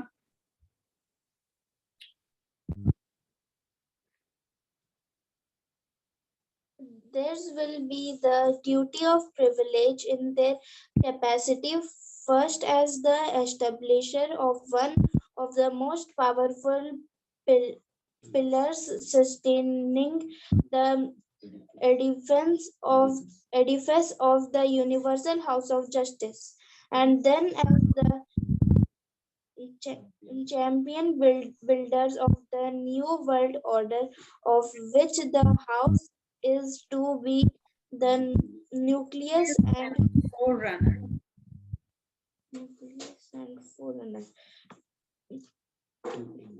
To inculcate, demonstrate, and apply those twin and sorely needed principles of divine justice and order, principles to which the political corruption and the moral license increasing Sustaining the society so which they belong, offer so sad and striking a contrast. Right? So Guardian has called us lawless here, by the way. And I had spent a lot of investigation on these things that he has called us. So when I first time read the book, which was 23 years ago, I was quite confused because there is nothing more lawless than some countries in Asia, China, some other places. The corruption, the racism, this stuff is just ugly. And I was wondering why he picked us, right? Because if you talk about secular legal laws, we are very law-abiding citizens. We are more law-abiding here in the United States than anywhere else, pretty much, really. So what does that mean then? But a lot of our laws go counter to where God wants us. We don't really care about, we have left it. I mean, I'm not talking about Baha'i laws. I'm talking about our country here, majority is 75 to 80, about 80% people are Christians, but we don't follow any of the Christ laws. Actually, most of our legal system goes counter to what he wanted. So if you're looking at it from a religious point of view, we are quite lawless, by the way, and very immoral. We have done everything in the name of modernity. We accepted everything that he forbade, literally. We accept everything as modern and good and acceptable for what God has forbidden. So when you start thinking from those lines, you see the lawlessness in the world. All right. Moral rectitude. We have zero concept of chastity, and we are still dealing with racism. So he says, when we can show to the world that we are actually, by the way, that's what brought me, that was my first interaction with the faith. That later, it was Kitab-e-Gan that brought me to the faith. But the first thing that inspired me was two boys, 2 American boys who were chaster than any other man I had known. And I was impressed to the core of my soul. I was like, wow, how? It was almost impossible to my eyes that they were that way. And I didn't know what the Baha'i faith was or Baha'i faith was or whatever. I was amazed that 2 American men were able to be more chaste and noble and holy than most men were in my university. This thing has effect when we transform ourselves. Go on. And that's why courage is called too, by the way. Most of these things that come under rectitude of conduct and chastity, people will laugh at you here in America if you talk about that, and they do. And we must uphold that. We must uphold that. That's what God wants. Whose turn is it? As it is said that Islam is the best religion, but what about the followers? Every religion is the best religion. It's the religion of God. Similarly, we have to, now we are learning from Iran that whatever they did, we should not repeat the same mistake. Then in future, people will say, Baha'i is the best religion, but what about the followers? Yeah. Yes. That's why both the Bab and Baha'u'llah had very clearly said this. It's not your name that makes you Baha'i. They said, we don't care if you call yourself by this. If you don't, Christ said the same thing. If you don't follow my commandments, when I return, I will not recognize you. What is the core things taught in most Christian communities today? Just by believing in Christ, you'll go to heaven. You don't need to do the works. Almost every priest and church leader teaches that today. Right? So yes, we will go bad too. How about we don't go bad right now though, in the beginning of our times? Let's be glorious now. Whatever they do in 1,000 years would be their problem, right? Thank God I'll be dead. Who's next? Observations such as these, however distasteful and depressing they may be. Guardian knew that these things will be hard on us, right? So when we got picked at to say these are your problems, we don't feel good about that. We all want to, be glorious people, which is a good desire, right? Which is a good desire. Just let's hope that we actually get there. Should not in the least blind us to those virtues and qualities of high intelligence. So he's telling us what Americans actually have, which he appreciates, which is high intelligence, of youthfulness, of unbounded initiative and enterprise, which the nation as a whole so conspicuously displays. Not Baha'is, he's talking about the whole American nation. And which are being increasingly reflected by the community of the believers within it. Upon these virtues and qualities, no less than upon the elimination of the evils referred to, must depend to a very great extent the ability of that community to lay a firm foundation for the country's future role in ushering in the golden age of the cause of Baha'u'llah. So as everywhere else our writings tell us, the Guardian said that humility, true humility is what? Knowing yourself, knowing your strengths and weaknesses. Knowing your true self is true humility, because that's what actually should allow me to then act appropriately. Yeah. So when you're good, then he says, but you have good inside you, pat your shoulder and strengthen it. And what fairness, in all fairness, you know that is bad in you, correct it. Right? So these are the two paths we take individually, collectively, community-wise to transform ourselves. We should always be very fair-minded and fairly see where our strengths and weaknesses are. Transformation.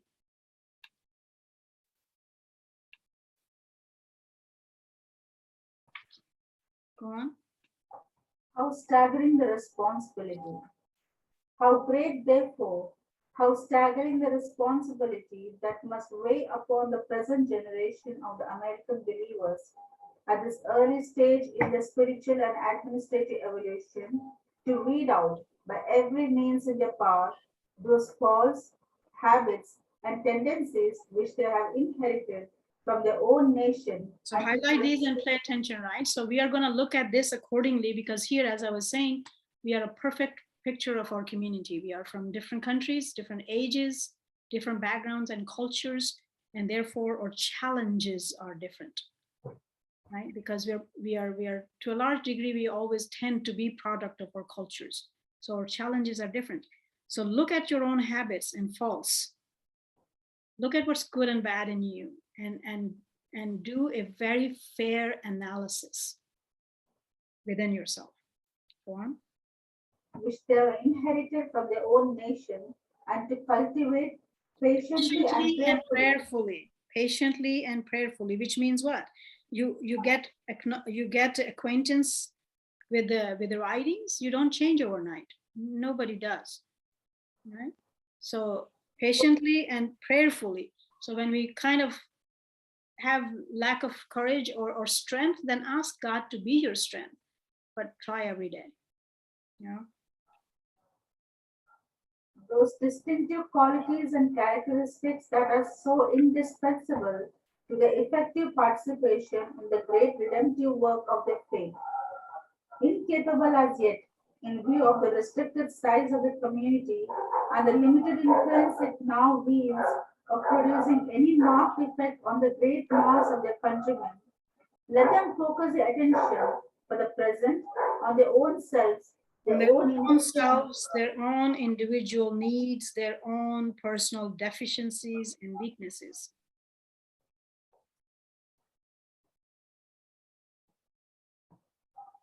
Ever mindful that every intensification of effort on their part will better affect them for the time when they will be called upon to eradicate in their turn such evil tendencies from the lives and the hearts of the entire body of their fellow citizens. Nor must they overlook the fact that the world order, whose basis they, as the advanced guard of the future Baha'i generations of their countrymen, are now laboring to establish, can never be read unless and until the generality of the people to which they belong has been already purged from the diverse ills, whether social or political, that now so severely afflicted. We can see that 70 years after, right? So Second World War ended and we said, oh, we have peace. We had cessation of war. We did not have peace, right? We still do not have peace. Abdul Baha said what? The root cause of war is prejudice. If we don't eliminate that from our individual hearts, every one of us, we will not have peace. No way. And we are seeing that. The world is burning right now. Yeah? The world is burning because I hate your color, you hate my language, that one hates my religion, I hate blah, blah, blah. It's like a nightmare. We have been told that 178 years ago to do this. And if he had done that, there will be the impact on the world would be different. But we always want to run after the larger things that come later, right? That's why it was that thing was devised that we want to put the cart in front of the horse. Whenever we do that, it doesn't work. So the Guardian over and over said all this time, he said, individual transformation first, then your family, then your own Baha'i community, then your locality, then your city, then your country, then the globe. Every individual youth, including myself, when we are, I want to change the world. Well, can you change yourself? Show me you can change 10 habits in 2 months, and I will tell you that, yes, you have the capacity to change the world, and you will get there someday. But while you're changing those 10 habits, you will learn what the task is. And you will never say so lightly, I want to change the world. You'll be careful about those sentences. So ourselves. How do we get to ourselves first? Next. nicely it is mentioned patiently and prayerfully. Yes. Yes. It's a long journey. But again, I think all of us have this experience. We can all witness to this, that when you actually do embark on it, the help comes. The help comes. One. Whose turn is it? Being as a Yeah. me, One. being as a whole, the most pressing needs of this community, attempting to estimate the more serious deficiencies by which it is being handicapped in the discharge of its task, and ever bearing in the mind the nature of that still greater task which it will be forced to wrestle in the future. I feel it my duty to lay special stress upon and draw the special and urgent attention of the entire body of the American believers, be be they young Be or they old. young or old, white or colored, teachers or administrators, veterans or newcomers. All of us have this duty. And by the way, I warned you in the beginning that some of the things would be hard because we have gotten a bit laxed about stuff. The other thing I should have said was that this was written in 38. Some of the language in our modern cultures have been discarded. So bear with it because it's not written today.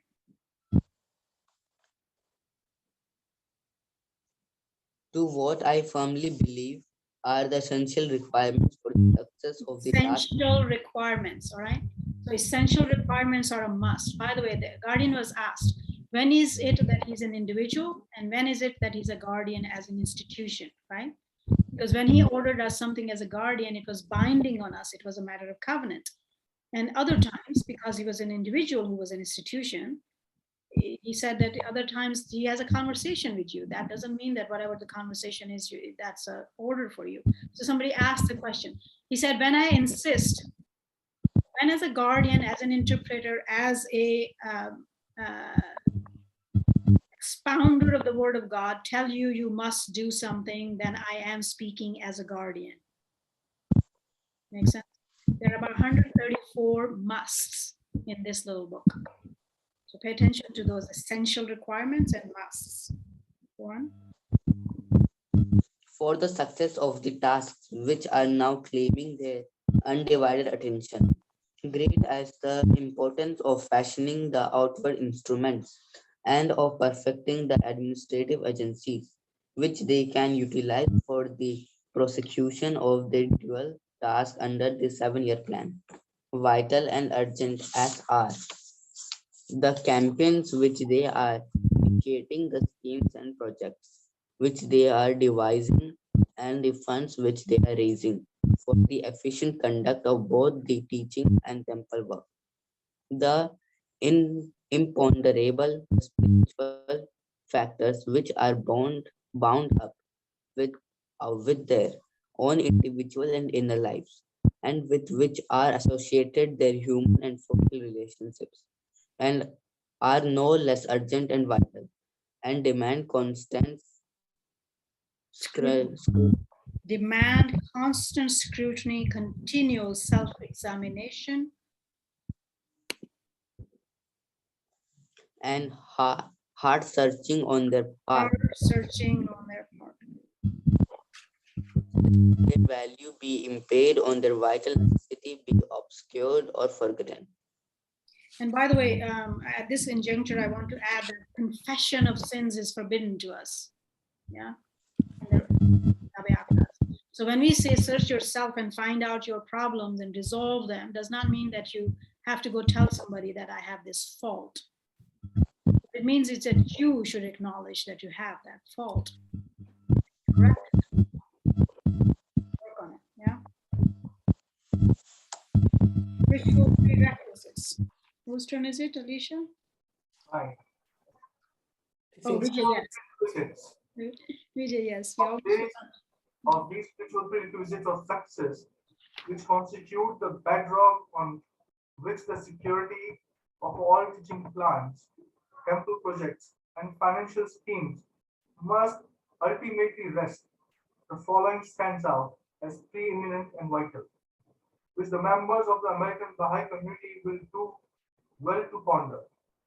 Upon the extent to which these basic requirements are met and the manner in which the American believers fulfill them in their individual lives. And in their individual lives, administrative activities and social relationships must depend the measure of the manifold blessings. Which the all-bountiful possessor can vouchsafe to them all. These requirements are none other than a high sense of moral rectitude. A high sense of moral rectitude in their social and administrative activities, absolute chastity in their individual lives, and complete freedom from prejudice in their dealings with peoples of a different race, class, creed, or color. Creed is religion, yeah? You meet with different people of color, races, religion, or social status. Have no prejudice. And he will go delineate them one by one. I think it's Alicia's turn.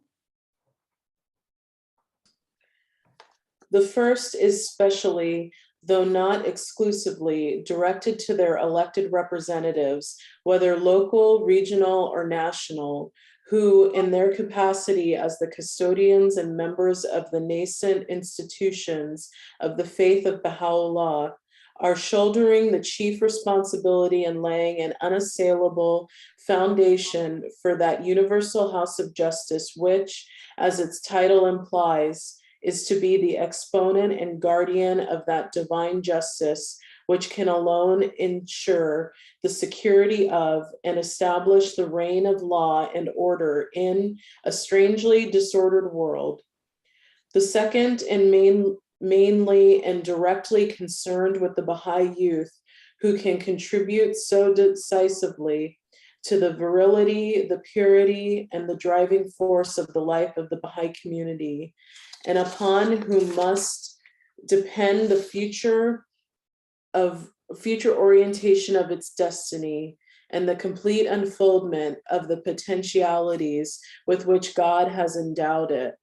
The third should be the immediate, the universal, and the chief concern of all and sundry members of the Baha'i community, of whatever age, rank, experience, class, or color, as all, with no exception, must face its challenging implications, and none can claim, however much he may have progressed along this line, to have completely discharged the stern responsibilities which it inculcates. So we're never quite done with it. This next paragraph pretty much is like highlighted the whole thing there. So pick up your pens and highlighters and start paying attention. A rectitude of conduct. A rectitude of conduct, an abiding sense of undeviating justice. So when you're dealing with anybody, any situation, it's actually a really great guiding light. Any situation in your life arising between yourself, to yourself, or to another person, whoever that person is, family member, outside, colleague, person walking on the road, whatever. If you're always fair-minded, if you train yourself to be just and fair-minded, or actions actually get corrected. Undeviating justice, unobscured by the demoralizing influences which a corruption-ridden political life so strikingly manifests. A chaste, pure, and holy life, unsullied and unclouded by the indecencies, the vices, the false standards which an inherently deficient moral code tolerates, perpetuates, and fosters. A fraternity freed from that cancerous growth of racial prejudice, which is eating into the vitals of an already debilitated society. These are the ideals which the American believers must from now on, individually and through concerted action, strive to promote in both their private and public lives ideals which are the chief propelling forces that can most effectively accelerate the march of their institutions, plans, and enterprises, that can guard the honor and integrity of their faith and subdue any obstacles that may confront it in the future. This rectitude of conduct, one, whose turn is it? It's a very long paragraph. This rectitude of conduct with its implications of justice, Justice, equity, truthfulness, that's what justice means, by the way. Yeah. Justice, equity, truthfulness, honesty, fair-mindedness, reliability, and trustworthiness. These are qualities of justice, must distinguish every phase of the life of my community. The companions of God, Baha'u'llah himself has declared, are in this day the lamp that must leaven the peoples of the world. They must show forth such trustworthiness, such truthfulness and perseverance, such deeds and character that all mankind may profit by their example. I swear by him who is the most great ocean, he again affirms, within the very breath of such souls as are pure and sanctified, far-reaching potentialities are hidden. So great are these potentialities that they exercise their influence upon all created things. He is the true servant of God. He, in another passage, has written, who in this day, were he to pass through cities of silver and gold, would not deign to look upon them, and whose heart would remain pure and undefiled from whatever things can be seen in this world, be they its goods or its treasures. I swear by the Son of Truth, the breath of such a man is endowed with potency, and his words with attraction. By him who shineth above the day's spring of sanctity, he still more emphatically has revealed, if the whole earth were to be converted into silver and gold, no man who can be said to have truly ascended into the heaven of faith and certitude would deign to regard it, much less to seize and keep it.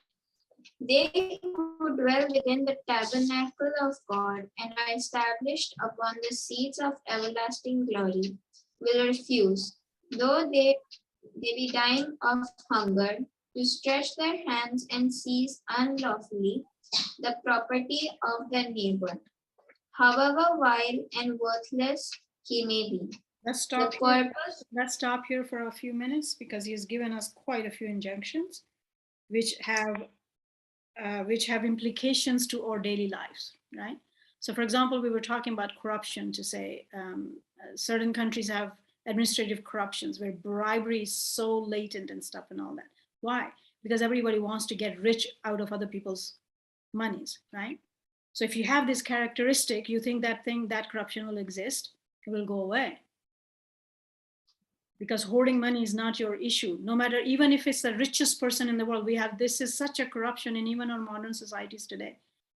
When people show up to say what kind of hourly stuff they're going to do for you, if your door is a little bit better than the other one, they double their price, right? And everybody suffers. There is no fairness and justice because they think that, okay, if you have more, they deserve your money. Do not, right? God has given you no right onto other people's resources and money, no matter who they are and no matter how even worthless they are in your eyes. You still don't have rights to them. Make sense? There is a huge implications of these things, by the way, to societies. In the previous dispensations, it was that if you're hungry for 3 days, you can steal. There was harsh punishments on stealing. But if you were proven that you were hungry for 3 days and you stole food to eat, that you should be forgiven. Baha'u'llah has abrogated that. What does he say? Even if you die of hunger, you're not going to touch anybody's stuff. What is society doing? It's running the opposite way. Yeah, the opposite way. All of the corruption of between men and women. You notice what level Baha'u'llah has taken to? And when people can do that, as I showed you, when they could do that, it impressed the heck out of me. Like, wow. Yeah. All right. So these have some very deep implications to how we build society, how we look at each other, right? So there is only few of us are Americans here. We have lots of trouble going on these issues. Okay. Like people are like getting into this whole very communistic style ideas where there is this daily permeated hate of those who have means. Or somebody's rich, we must hate them. Somebody's rich, they must give us their money. Yeah. Somebody's rich, they should be taken from them. It's all forbidden to us in Baha'i faith. And these things will bring any civilization down to its knees if it's not stopped. Go on. The purpose of the one true God in manifesting himself is to summon that all mankind to truthfulness and sincerity, to piety and trustworthiness, to resignation and submissiveness, to the will of God, to forbearance and kindliness, to uprightness and wisdom. His object is to every man with the mantle of a saintly character, and to adorn him with the ornament of holy and goodly deeds. We have admonished all the loved ones of God, he insisted, to take heed lest the hem of our sacred word vesture be smudged with the mire of unlawful deeds, or be stained with the dust of reprehensible conduct. Cleave unto righteousness, O people of Baha. He thus exhorts them. This verily is the commandment which this wronged one hath given unto you, and the first choice of his unrestrained will for every one of you. A good character, he explains, is verily the best mantle for men from God. With it he adorneth the temples of his loved ones by my life, the light of a good character surpasseth the light of the sun and the radiance thereof. One righteous act, he again has written, is endowed with a potency that can so elevate the dust as to cause it to pass beyond the heaven of heavens. It can tear every bond asunder and hath the power to restore the force that hath spent itself and vanished. Be pure, O people of God, be pure. Be righteous, be righteous. Say, O people of God, that which can ensure the victory of him who is the eternal truth. His hosts and helpers on earth have been set down in the sacred books and sculptures. His hosts and helpers, his armies and helpers on earth have been sent down in the sacred books and scriptures, and are as clear and manifest as the sun.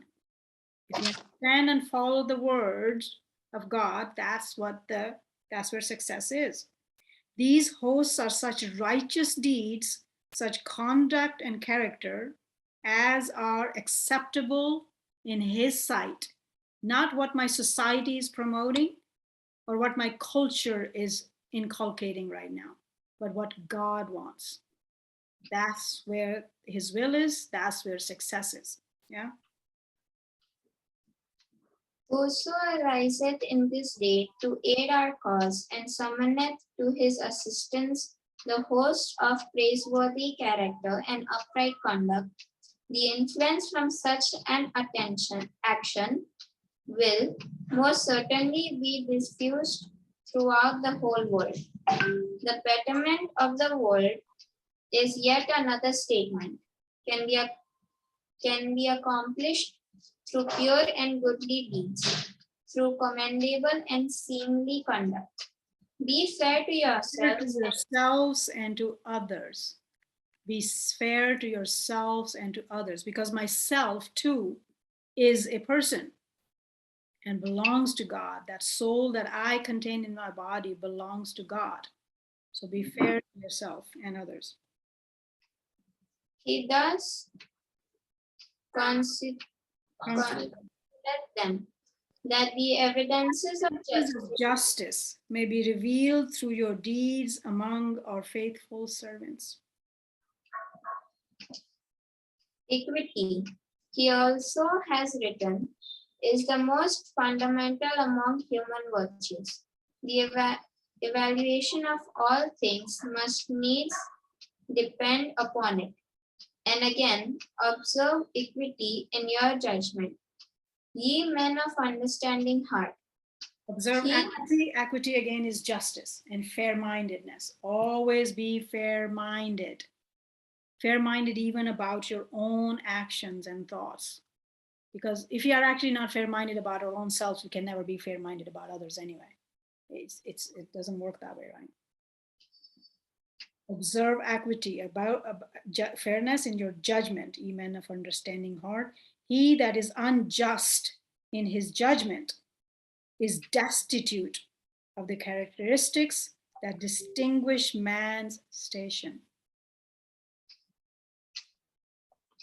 Beautify your tongues, O people. He further admonishes them with truthfulness, and adore your souls with the ornament of honesty.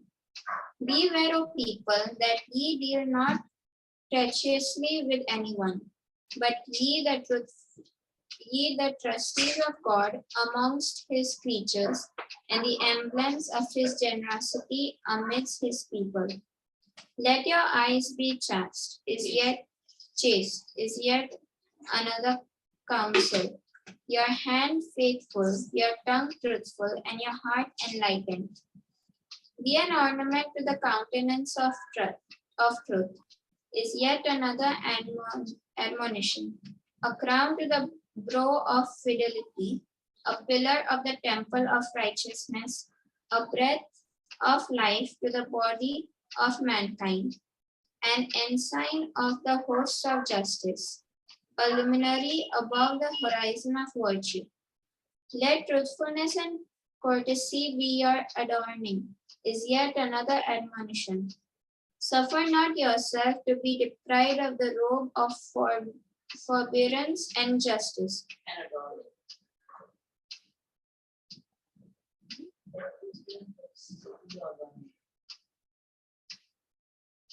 Suffer not yourself to be deprived of the robe of forbearance and justice, that the sweet savors of holiness may be wafted from your hearts upon all created things. Say, beware, O people of Baha, lest ye walk in the ways of them whose words differ from their deeds. If you're a Baha'i, you call yourself, then be a Baha'i. Yeah. Strive that ye may be enabled to manifest to the peoples of the earth the signs of God, and to mirror forth his commandments. Mirror forth his commandments. Let your acts be a guide unto all mankind. For the professions of most men, meaning speaking of most men, be they high or low, differ from their conduct. Everybody says good words, but do they follow that? It is through your deeds that ye can distinguish yourselves from others. Through them, the brightness of your light can be shed upon the whole earth. Happy is the man that heedeth my counsel and keepeth the precepts prescribed by him who is the all-knowing, the all-wise. Yeah, all right, our time is up. Unless you have any question, comments at this point, we will start next time. I will give you all a little homework though. This last page, because Guardian is gonna dictate in clear-cut words some of these injunctions. But he has first quoted that all of these, he's not making, you will never find, I've said this many times in your classes, you will never find a single thing from Abdul-Baha or the Guardian that you think that they gave it to you from themselves. Everything they expound is from the Baba and Baha'u'llah's writings. And they will always give you an example. This is what it is. Lots of times you read that and you don't make the list out of things. And it sounds very high and lofty, but people don't make the list out of things, how to implement them onto themselves. So we got lucky to have Abdul-Baha and the Guardian who have given us that way. But I would like you to do the exercise. This paragraph 39 is all Baha'u'llah's writings. Read it a time or two. It's not that much between now and next class, and make a list of what is it that is calling us to do. All right, in your own understanding, in your own words, and we will talk about it a little bit next time. Right. So I will give you one hint and work accordingly, according to just this one paragraph. And these writings are permeated in all over the scriptures, by the way. Socialism is forbidden to us. Tell me why. Okay, read this paragraph next week. Because it's a very famous thing these days. People run after that. They want it. Why is it? Why God doesn't want it? Tell me that out of this paragraph. We'll talk about this next time. Sounds good? But you must learn, pull up online and get a real definition of what socialism is, by the way, all right? Same as I'd given you a real definition of materialism, because if you don't pick those, then we are understanding them very differently. Okay? So materialism is not what we commonly think it is. So pick up these definitions and tell me why God says no. And it's a matter of justice too. So these are the two thoughts. Look at it from that angle and see what you get. Yeah. Okay. Any other comments, questions, concerns?